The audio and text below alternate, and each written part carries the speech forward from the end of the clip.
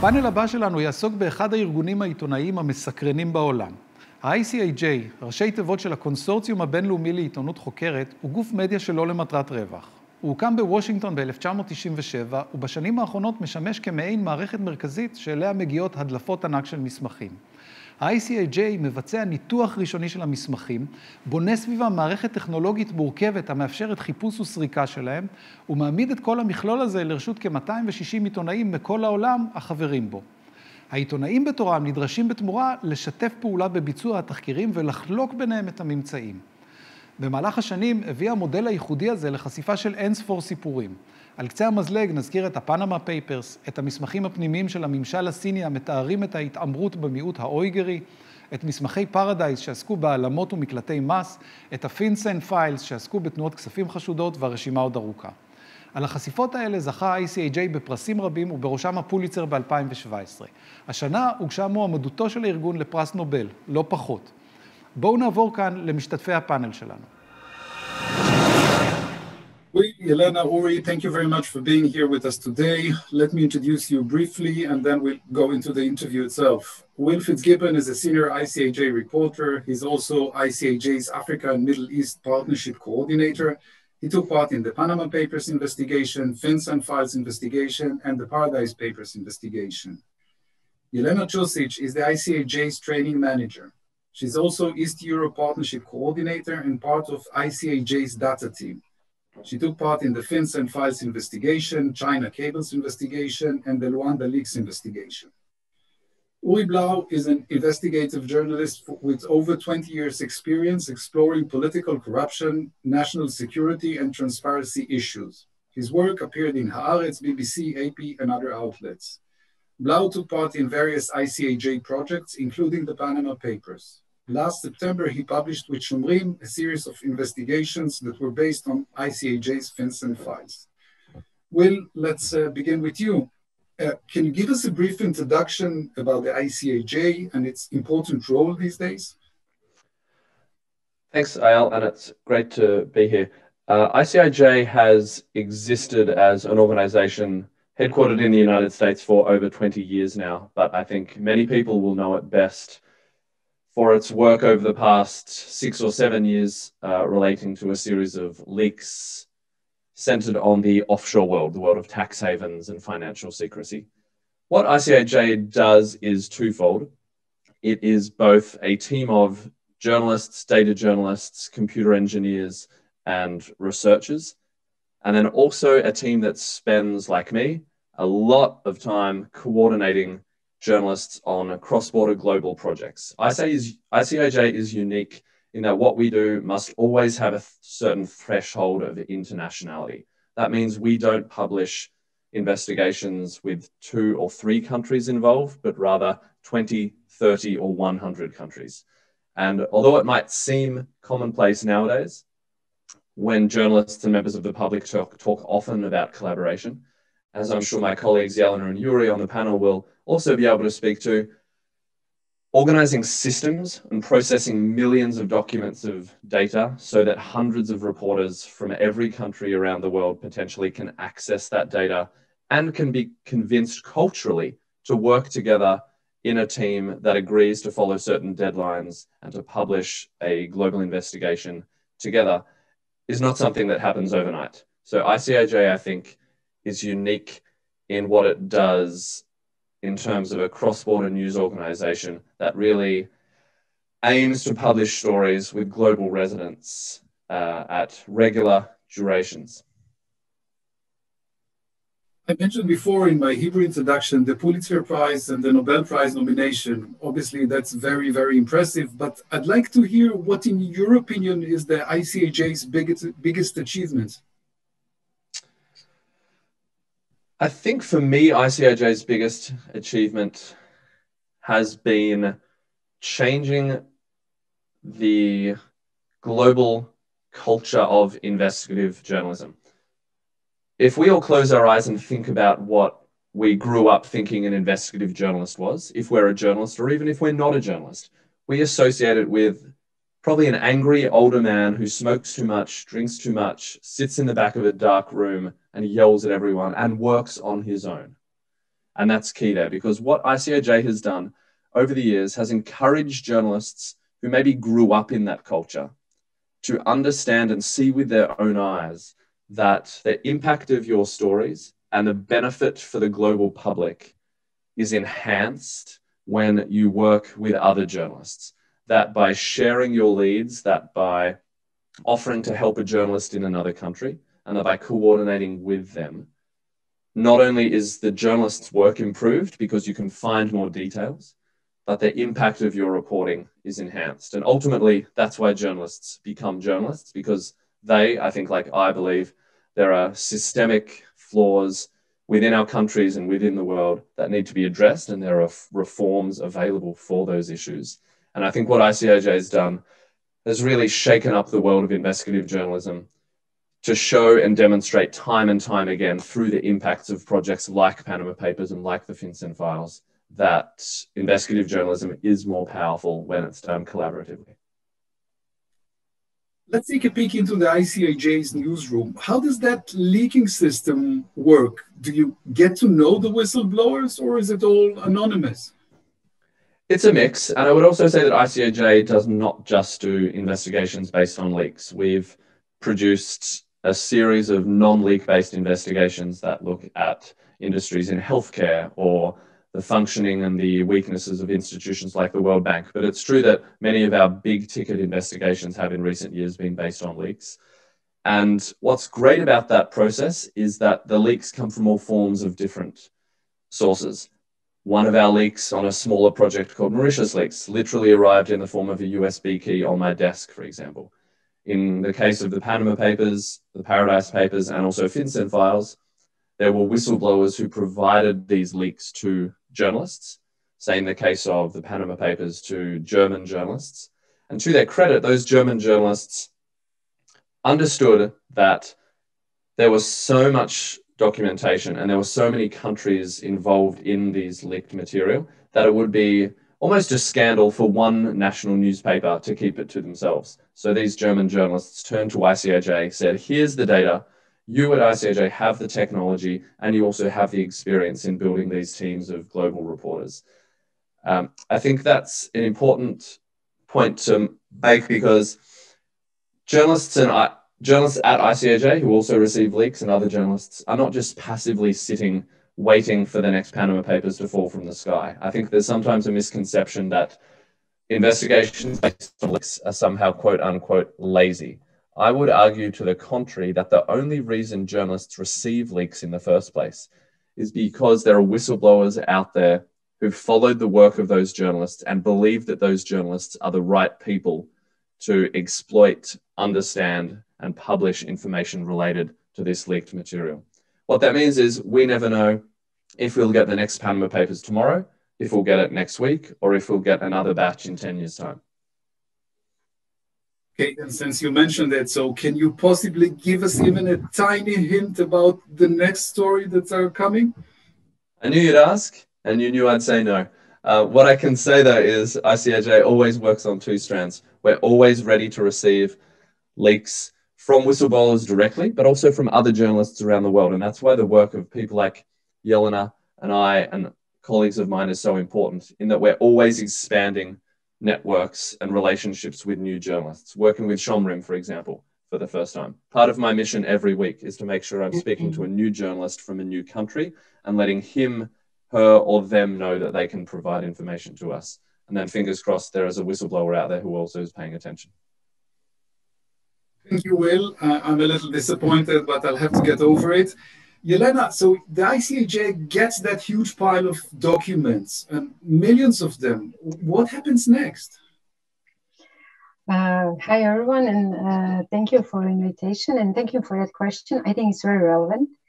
And I have to start by emphasizing what Will mentioned, is that ICIJ has become globally recognized as an organization who is trustworthy to deal with these kind of documents and these huge leaks. And again, it does work in both ways. It works in both ways because we are trusted by the public, but we are also trusted by the numerous partners all over the world who are taking part in our investigations. And when ICIJ gets this huge number of files, one of the first things that we do is that we check them.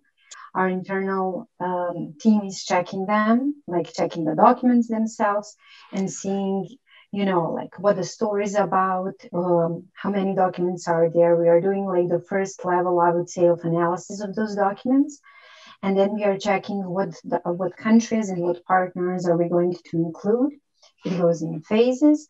And then we actually start working with partners, and our entire team start working with the documents.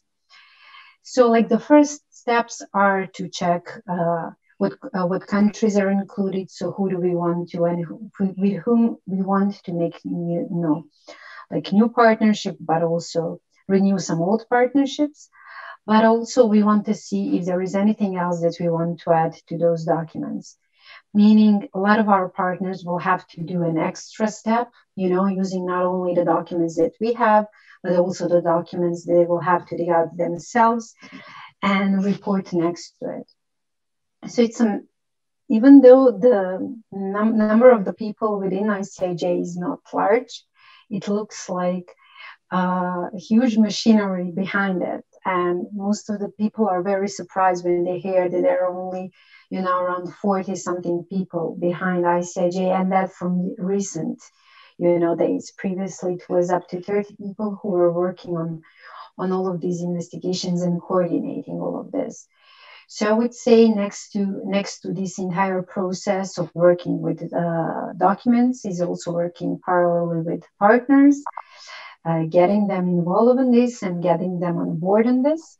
And then everything like this is like having a lot of meetings, having a lot of trainings, and coordinating everything so that 200 or 400 people would, work together as one very organized and very professional newsroom.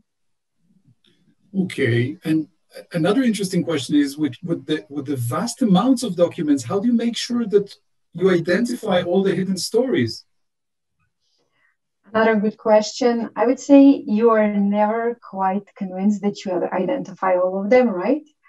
Yeah. But this is why we are trying to work with the best there is, like the best journalists and the best newsrooms around the world are working with us on these documents and on these leaks. This is why we are trying to identify as many stories as we can. So basically, we are working with the either small newsrooms around the world, or really important ones and big ones. But what we are trying to achieve is that from each of the country, we have at least some important stories that we basically don't miss. We do also have like the in-depth work from our side and from the side of the partners that kind of I would hate to say guarantee and then something else happens after the publication of the stories, but we are giving our best so that wouldn't happen. Sometimes when you have a 10 million and plus document, that's almost impossible to do, right? Because no matter how many partners you have, it's a really vast and in-depth work. But what we do, and as you know, ICIJ has databases like offshore leaks database, like medical device databases. So journalists around the world who are willing to dig more through the documents can potentially find more information and potentially do more stories based on the documents that we have previously received. And I have to say that even to this day, like nowadays, it's like the 5th anniversary of Panama Papers. We are all the time informed that more and more journalists are still doing the stories related to Panama Papers or anything else that we have done previously. Okay, that's very interesting. Can you describe the way investigation begins and then develops? Sure. So it's I usually mention something like it's the Ocean 12 film. It's not Ocean 12. Yeah. It's Oceans. It's ICIJ's 400. So what we're trying to do is we try to once we assess the leak, once we assess the documents, what we try is to approach to the partners that we trust, that we know that want to work with us. They're from one side extremely, great at what they do, but also really kind and caring and taking care of, other partners in the team. So first we try to form the team, but then what we do with partners is that ICIJ has like several teams. One is a team of developers who are developing the platforms that we are using for communication on one side and for sharing the knowledge and sharing the data, which is data share, that it's also online and everybody can download it. It's designed by our developers and it's extremely useful. So everybody who wants to use it can use it as a really convenient analyzing tool and platform. Then we have a data team, and data team analyzes documents in different levels, on different ways throughout the project, and helping partners in, I would say, almost any story that has come out of any leak has a lot of data elements in it. And then, of course, we have the team of editors and reporters who are doing a massive job in reporting from this leak. Simultaneously with all of this, what we do with partners is that we train them into using the platforms, but also we train them into understand the data, knowing what to do with them, explain them what we have found, but they also explain us what they have found, because only if we work together, it works for all of us. Thank you. That's very interesting. Uri, your perspective is probably a little different. Let's take the Panama Papers as an example to your work. One morning you get access to 12 million documents. What do you do next with it? Yeah, well, first, thanks for having me here. It's a great question. It is indeed a massive trove of document, and its sheer size and cooperative aspects were pretty new at the time when I first got involved with the ICIJ and the Panama paper. So there is a major learning curve that you have to go through with this kind of project. And first, initially, it really means like spending the time in learning it. It's almost like learning a new language. Panama Papers, for example, ranged in countries, years, dozens of years, many languages, technical terms, all this stuff you have to learn. So really it means like you have a very long nights and not much sleep when you get initial access to this, and then you work on it, and then you have no sleep because you're approaching deadline.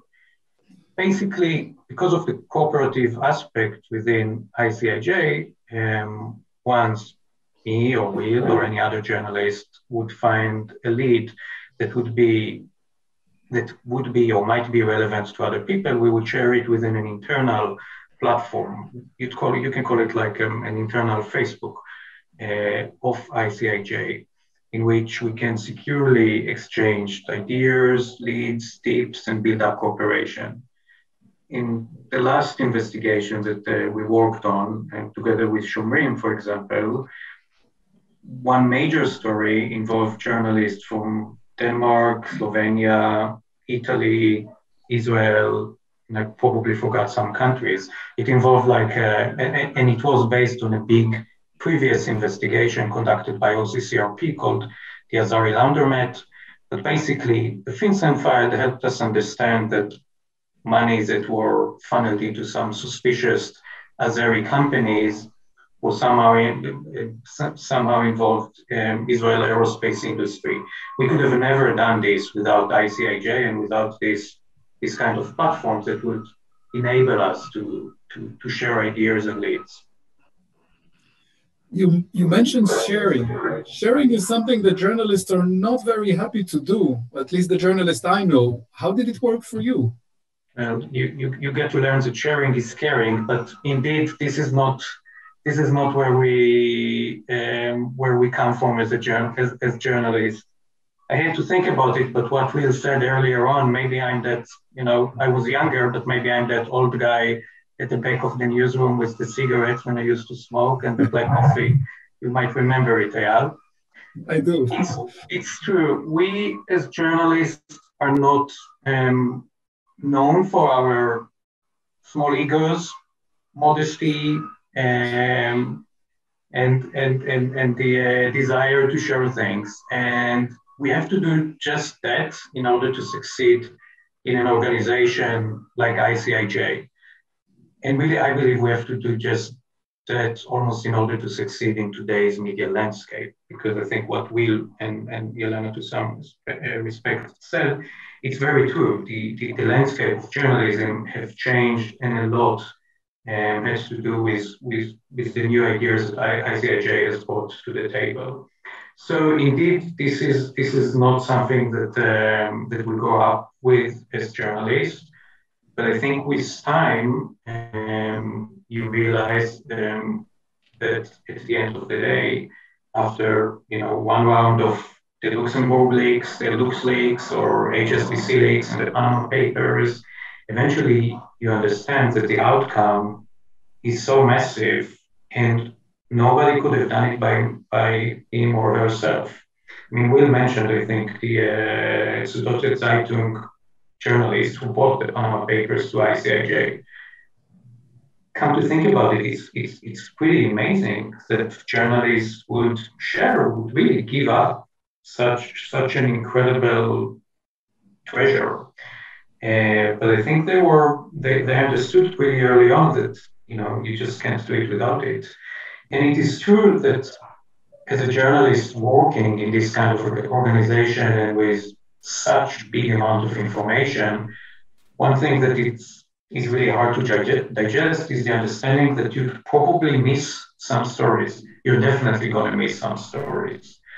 But then again, at the end of the day, there is a very, the longevity of the stories is quite amazing, because as Jelena mentioned, we still can use the Panama paper to identify new stories. If somebody who were a businessman in Israel came to power just now, the first thing you want to do is go back to ICIJ-like platforms and databases and see if he or she appears there. And so it never ends on D-Day, on the day of publication. It's fascinating. I have many more questions, but I keep getting signals that we're way behind our time. So I have to thank you again for being here with us today. Jelena, Uri, Will, and let's hope for many good stories in the future. We'll try. Thanks very much. Thank you. Bye-bye. Bye. Thank you. Bye. Bye.